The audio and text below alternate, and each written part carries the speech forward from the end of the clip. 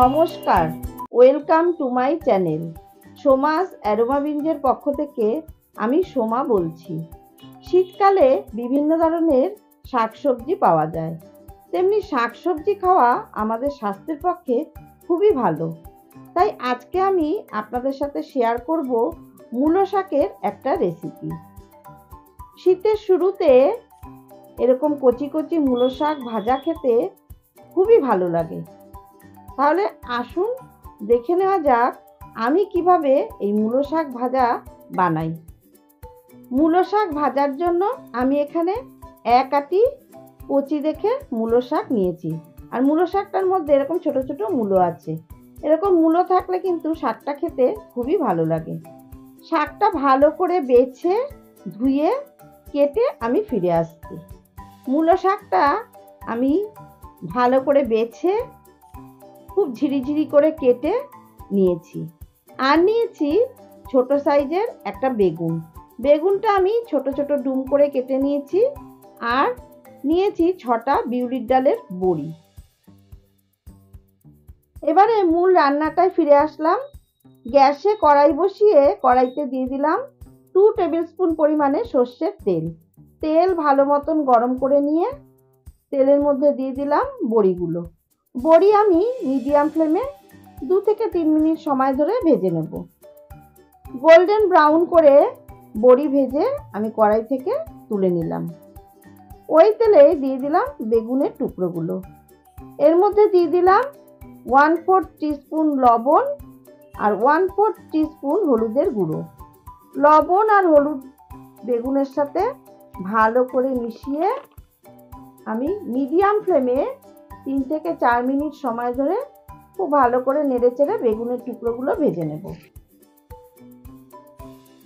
3 থেকে 4 মিনিট সময় ধরে হালকা লাল করে বেগুন ভাজা হয়ে গেছে। এবারে কড়াই থেকে বেগুন তুলে নিলাম। কড়াইতে অল্প তেল আছে, এর মধ্যে আমি আরও 1 টিস্পুন পরিমাণে সর্ষের তেল দিয়ে দিলাম।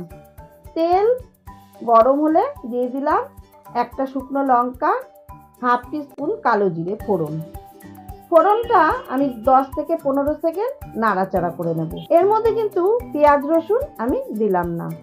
এই শাকটার একটা নিজস্ব গন্ধ আছে, তাই পেঁয়াজ রসুন না দিয়ে করলেই আমার মনে হয় বেশি ভালো লাগে।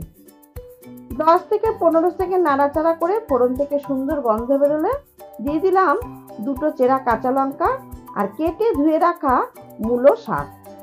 শাকটা একটু নাড়াচাড়া করে শাকের মধ্যে দিয়ে দিলাম স্বাদ মতন লবণ আর 1/4 টিস্পুন হলুদের গুঁড়ো, 1 টিস্পুন চিনি।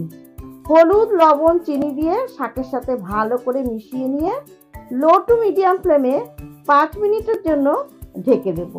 তাতে শাক থেকে জল বেরিয়ে শাক সুন্দর সেদ্ধ হয়ে যাবে। 5 মিনিট পর ঢাকনা ওপেন করে একটু নেড়েচেড়ে দিলাম। এর মধ্যে কিন্তু আলাদা জল দিয়ে সেদ্ধ করার কোনো দরকার নেই। শাক থেকে যে জলটা বেরোবে তাতেই শাক সুন্দর সেদ্ধ হয়ে যাবে।